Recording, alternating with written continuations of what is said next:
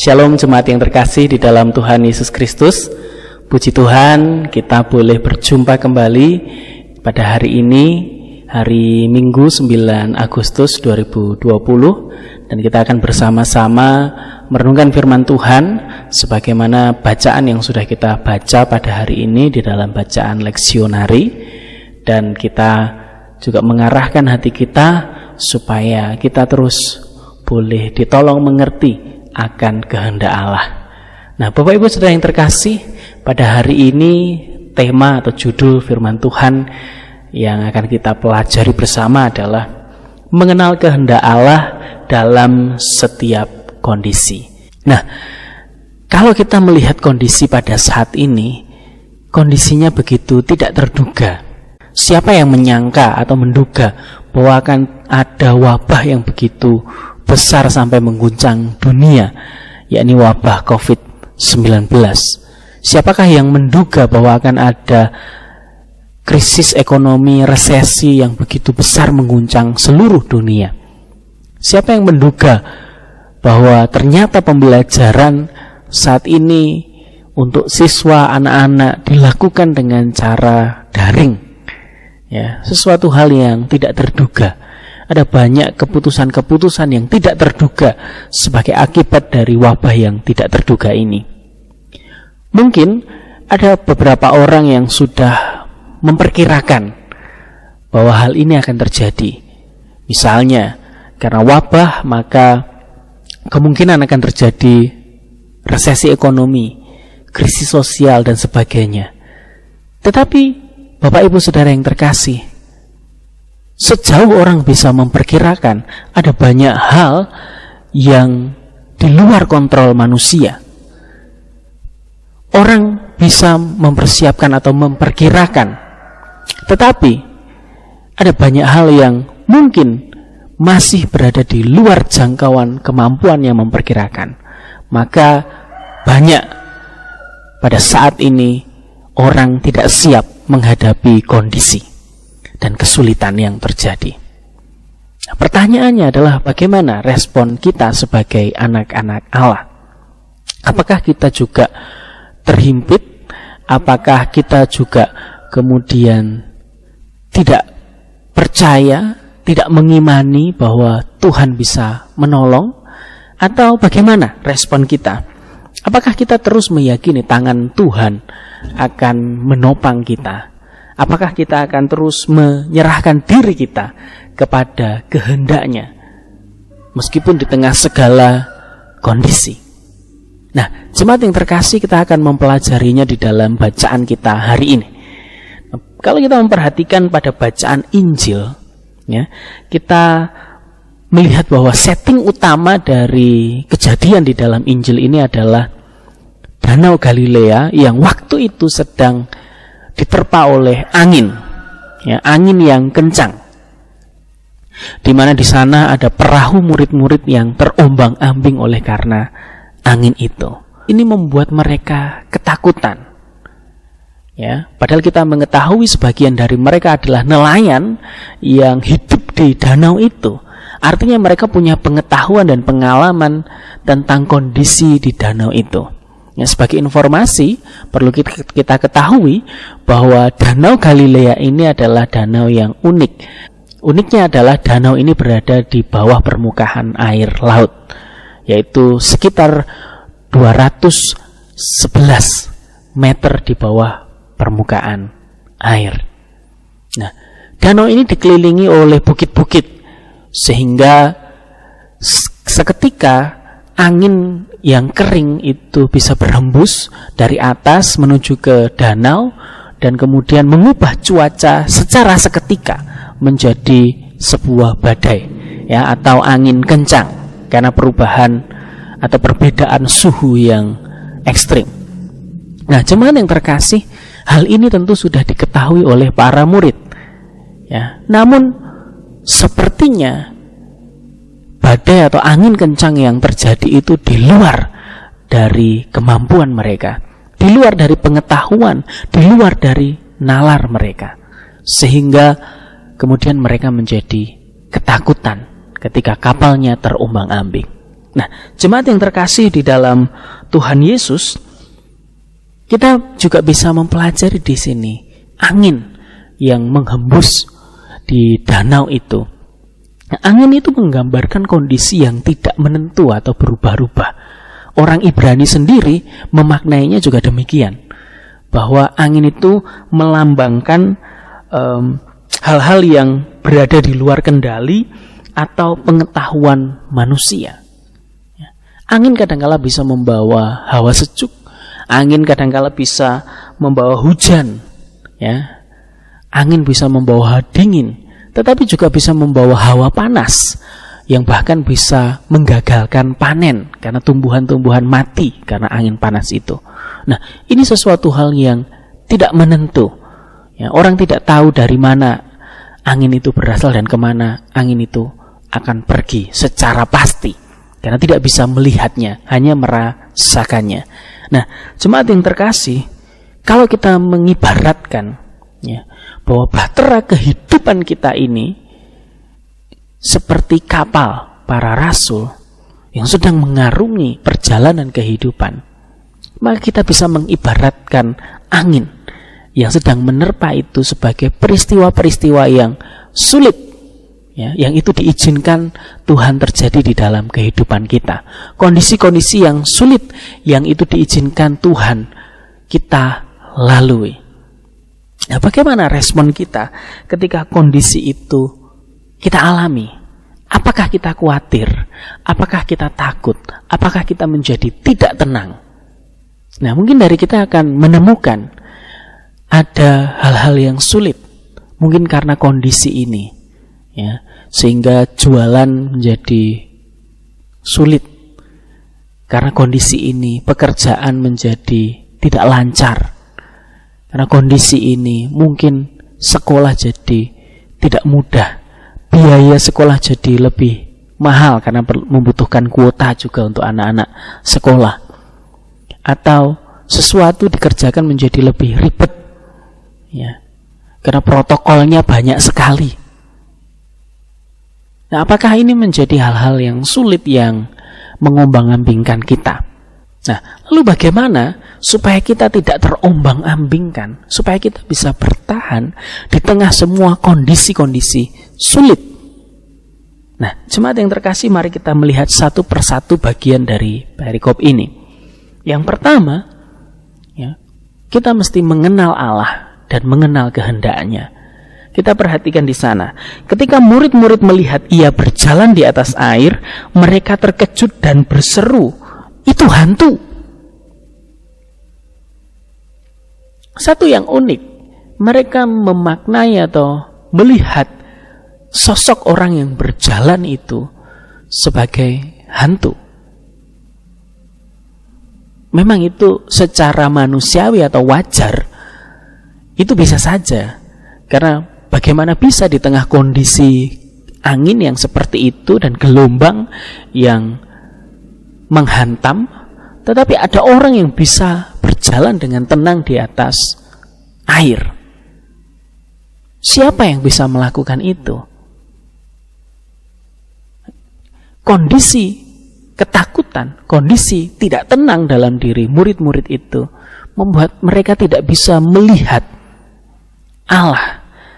Mereka tidak bisa melihat Kristus itu sedang berkarya, melakukan suatu mujizat. Tapi justru mereka memaknai pekerjaan Allah itu sebagai sesuatu yang menakutkan. Itu yang terjadi di antara murid-murid. Nah, apakah kita melihat kondisi sekarang ini dari sudut pandang ketakutan kita?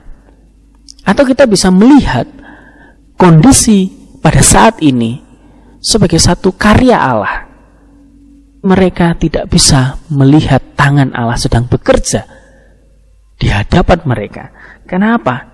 Mereka sulit melihat, sulit memahami kondisi-kondisi sulit itu, ya, karena ada di luar kendali manusia. Mereka sulit memahami karena hatinya tidak tenang.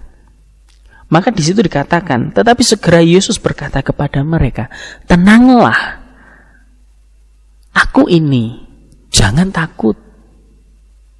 Itu yang dikatakan jelas sekali. Ya, Yesus menyatakan dan memperkenalkan diri kepada mereka. Karena manusia tidak bisa melihat karya Allah, maka Allah yang menunjukkan karyanya itu, memperkenalkan diri. Ya.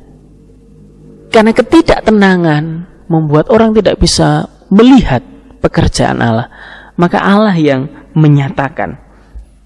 Memang memerlukan karunia Roh Kudus untuk seseorang bisa mengerti kehendak Allah. Perlu terang Roh Kudus untuk seseorang bisa melihat karya Allah. Nah, jemaat yang terkasih, mari kita belajar dan meminta ya supaya Roh Kudus menerangi kita sehingga kita bisa melihat hal itu. Mungkin kadang-kala kita perlu mengambil waktu sendiri, ya, sendiri dengan Tuhan, ya, merenungkan kembali, ya, berdiam, ya, supaya di dalam diam kita bisa mendengar Allah. Kadang-kala kesibukan dan hiruk-pikuk itu membuat kita tidak bisa mendengar Allah, tidak bisa melihat karya Allah. Tapi mungkin kita perlu mengambil waktu untuk berdiam dan merefleksi. Nah, kita perlu melakukan itu. Ya. Jadilah tenang supaya terang Roh Kudus nampak ya di tengah kegelapan badai yang ada di sekitar kita. Itu yang pertama. Yang kedua, datang kepadanya. Ya. Kita melihat di sana bahwa Petrus datang. Dikatakan bahwa lalu Petrus berseru dan menjawab dia, "Tuhan, apabila Engkau itu, suruhlah aku datang kepadamu berjalan di atas air." Satu respon yang baik dari Petrus. "Tuhan, kalau itu Engkau, suruhlah aku berjalan di atas air." Kita melihat ada sebuah iman ya yang ditunjukkan oleh Petrus. Nah, begitu Yesus memperkenalkan diri, Petrus meresponi, ya, memastikan betulkah itu Tuhan, betulkah itu Yesus. Ya, dia memastikan itu. Dia meminta tanda. Tandanya apa? Tandanya adalah dia bisa berjalan ke sana. Ya. Dia meminta kepastian. Dia menggumuli. Dia datang kepada Allah. Datang kepada Yesus. Ya, supaya mendapat kepastian. Nah, apakah kita juga datang kepada Tuhan di dalam setiap kondisi kita untuk mendapatkan kepastian dari Tuhan, mendapatkan jaminan dari Tuhan, mendapatkan pertolongan dari Dia? Ya, siapa yang kita cari ketika di dalam kondisi-kondisi seperti ini? Nah, datang kepada Tuhan penting agar kita beroleh kekuatan dan kemampuan melewati setiap kondisi. Nah, kita melihat bahwa Yesus kemudian berkata kepada Petrus, "Datanglah." Maka Petrus turun dari perahu dan berjalan di atas air mendapatkan Yesus. Petrus merasakan, melihat karya Tuhan. Jadi dia bisa berjalan di atas air. Nah, namun kita melihat juga bahwa dari sini nampak Tuhan sendiri menghendaki supaya orang datang. Dari perkataan Yesus, "Datanglah," itu menunjukkan bahwa Allah menghendaki orang datang. Allah tahu kondisi kita dan Allah pengen menolong kita. Tapi persoalannya, mau nggak kita datang? Allah tidak memaksa. Allah tidak memaksakan. Dia menantikan kita datang kepada Dia, memutuskan untuk datang. Itu menjadi sesuatu yang penting. Lalu yang ketiga, Bapak Ibu, kita mesti menyerah atau menyerahkan diri pada tangan Tuhan. Petrus datang, ya, dia datang kepada Tuhan.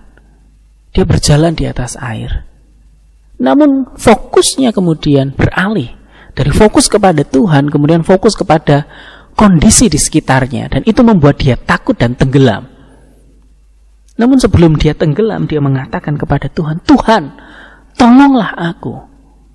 Ini satu pernyataan yang sederhana, ya, satu pernyataan yang berasal dari kelemahan manusia. "Tuhan, tolong aku." Dia menyadari kondisinya, dia tidak bisa menolong dirinya sendiri. maka dia meminta pertolongan Tuhan. Dia menyerahkan kehidupannya, menyerahkan keselamatannya, menyerahkan segala hal kepada Tuhan, mempercayakan itu kepada Tuhan. Di dalam kesederhanaan, dia hanya mengatakan, Tuhan, tolonglah aku. Jemaat yang terkasih, di dalam kesederhanaan kita bisa datang kepada Tuhan, memohon pertolongan, menyerahkan kepada Tuhan kehidupan kita, menyerahkan kepada Tuhan kondisi kita, mempercayakan penyelesaiannya kepada Tuhan. Itu penting sekali untuk kita kerjakan. Ya. Tuhan sendiri mengerti kelemahan kita. Tuhan sendiri melihat keterbatasan manusiawi kita. Maka membuka diri untuk Tuhan datang dan menolong serta berkarya, itu menjadi hal yang penting. Kita mesti membuka diri. Kita mesti bersedia menyerahkan diri untuk dituntun oleh Tuhan. Lalu yang keempat, kita ditolong untuk mengakui kedaulatannya. Jemaat yang terkasih, di sana dikatakan, lalu mereka naik ke perahu dan angin pun redalah. Dan orang-orang yang ada di perahu menyembah dia, katanya, sesungguhnya engkau anak Allah.